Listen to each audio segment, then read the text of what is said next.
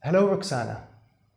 You're a philosophical practitioner in Argentina, and you have a very successful philosophical cafe in Buenos Aires, and you also see counselees for one-on-one philosophical counseling. What does a philosophical practitioner, in your view, what does a philosophical practitioner need to have? What kind of qualifications, what kind of training do you need to be in order to be a good philosophical practitioner? Well, I think that a philosophical practitioner can learn from others, but mainly in this point of history, he has to give himself an education. So when he finishes university, I think that he should start studying the same issues or some of the issues he studied in university from other points of view, because I think that we are closer to truth in some subjects in philosophy if we can have a broader perspective. So I think that up to now philosophy has been based on intuitions. And now we should test many of those intuitions, not because philosophy can be reduced to empirical research, but because there are many philosophical issues that can be tested, and that philosophy is opposed to the principle of authority. And most philosophers are widows that just repeat what a famous philosopher has said. And that for me is the opposite to philosophy. Philosophy is based in reason, in evidence.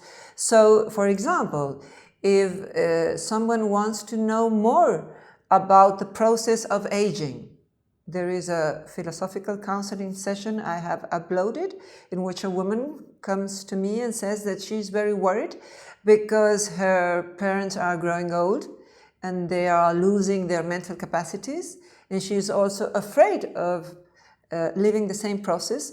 So we talk about her case, about her emotion, about the concepts that are involved in the process of aging. But I also shared the results of some empirical research that Laura Cartensen and other researchers have done that, for example, say that on average, older people are happier. Why? Because they have less extreme emotions, as they know that there is not all the time of the world now. They have to concentrate in important things.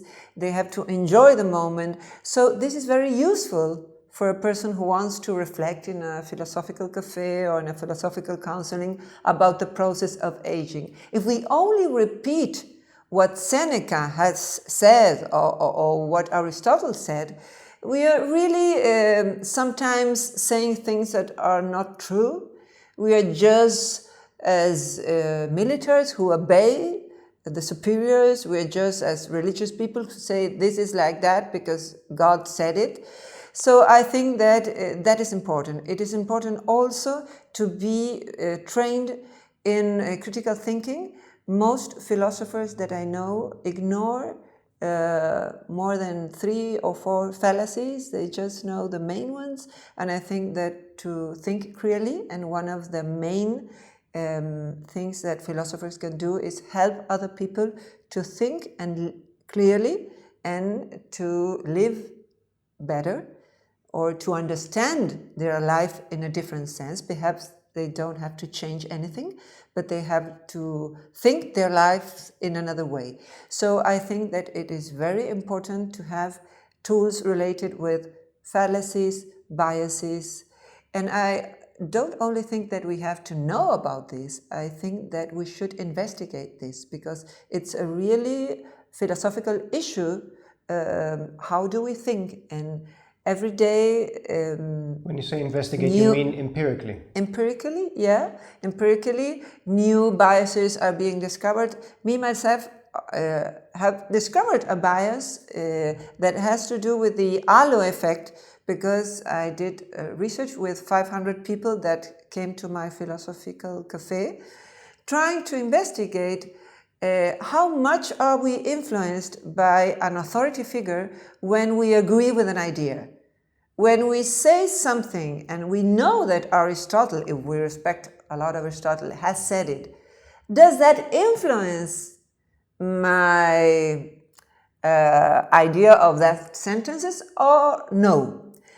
And what I discovered in this empirical research is that from 10 to 50% of my agreement with an idea, on average, has to do with the person who says so.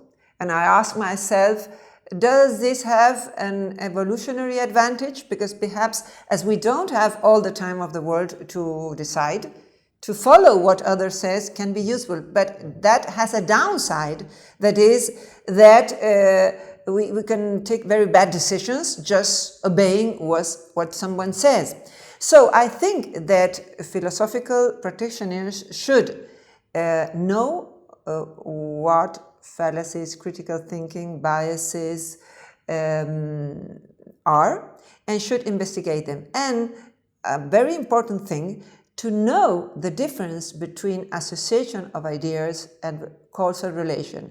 Because a very common mistake that philosophical counselors do is that they take a word that the counselee says and they make an interpretation. And afterwards, they consider that if the counselee accepts that interpretation is true. For me, that is no evidence, because we tend to deceive ourselves. There is a lot of research that shows that we are not the best to know ourselves. Although we are not the best. And I think that this mistake has to do also with the Barnum or forum effect. People who are willing to know something about themselves, when they listen to other one that makes general claims, they tend to identify themselves. And we know, because of the research of Elizabeth Loftus, that a person who manipulates with questions can even induce false memories. So we have to be very careful not to confuse a causal relation with an association of ideas, because if not, we are always like Descartes.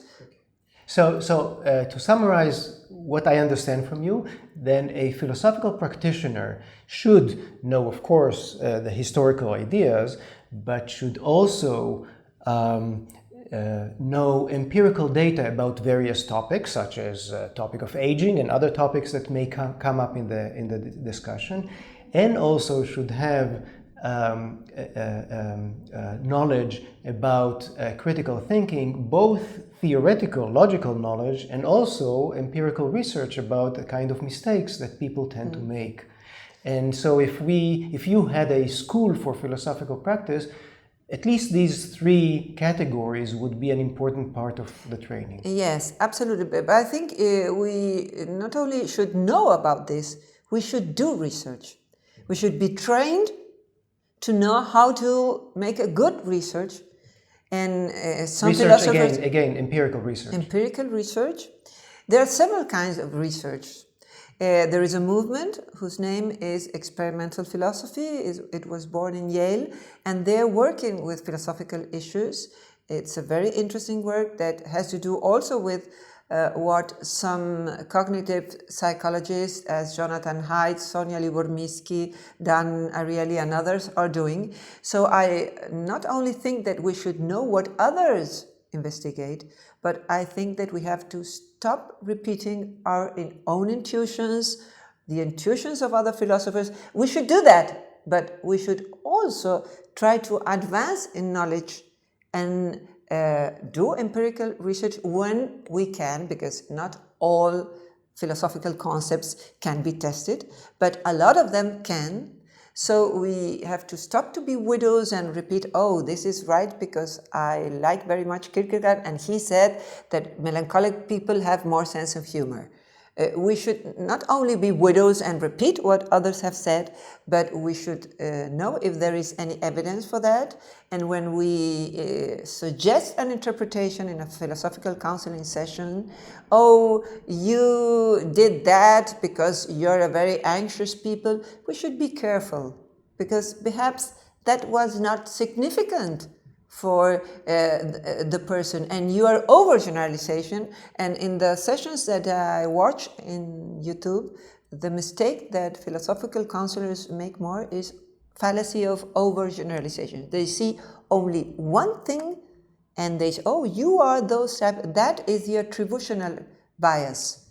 So if you were to make a school of philosophical practice where philosophical practitioners would come to train themselves, what I find very interesting and unique in your approach is the emphasis not only on the standard historical knowledge, not only on critical thinking in the theoretical way, but you put a lot of emphasis in many points on the empirical research. Yeah. Not Also, only knowing it, knowing the results, but also knowing how to do it and yes, being involved and in doing it. And doing it. And also in the social perspective, because another problem that I find in philosophical counselors is that they have a very individual approach.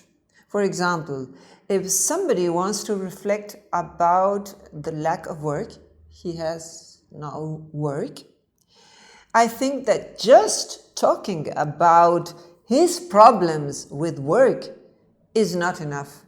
You should talk about the system in which you live, capitalism, what are the broader problems. And if you talk about love, it's not enough to talk about the ideas that philosophers had about love, but you should also know something about the history and about the social context of love, and you should also know a lot about biology, about evolutionary psychology.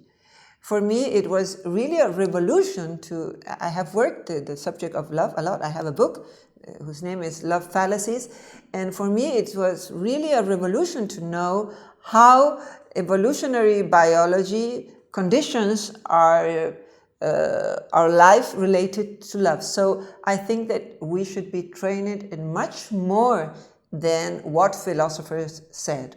We should have a good background in evolutionary psychology, in psychology in general, in sociology.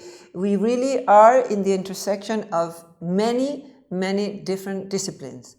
Well, that's very challenging, Roxana. It's a very challenging approach and very intriguing and thought-provoking. So thank you very much for sharing with us this challenging conception.